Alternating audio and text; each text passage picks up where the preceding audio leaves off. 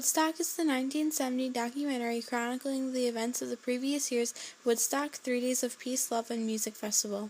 People fled from all over to see some of the biggest names in rock and roll perform, like Jimi Hendrix, Janis Joplin, and The Who. With actual footage and interviews of the event, the film grew to be much more than expected, as did the event. The influx of people shut down some major highways, and the area became considered a disaster area. It was estimated that there were to be only around 50,000 people. However, it grew to nearly 4 times the size, costing around $2 million and an overwhelming 200,000 people showing up. With so many unexpected guests, they decided to make the festival free, as it was nearly impossible to keep track of everybody. They even had to airlift the musicians to the stage. Due to the surplus of people, conditions were poor. The weather was unfavorable, and the rain and mud did not make it any cleaner for everybody sleeping in tents around the woods. Food and water were limited, but drugs certainly were not. Many townspeople criticized the rampant drug use, with one man in an interview calling it a disgraceful mess.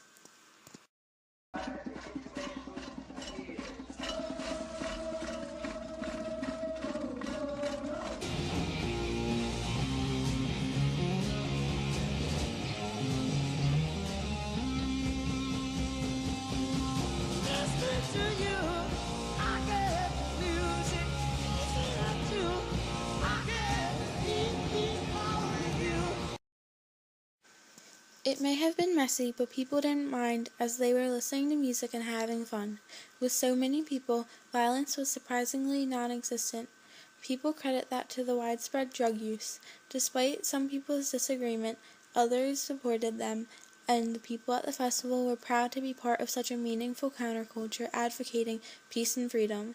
The biggest issue they were facing was the Vietnam War and their general abhorrence towards war. Many musicians tied that into their music. Now come on, Wall Street, don't be slow. Why, man, this is war a go-go. There's plenty good money to be made, supplying the army wheels of the trade. Just open that if they drop the bomb, they're dropping on the Viet Cong.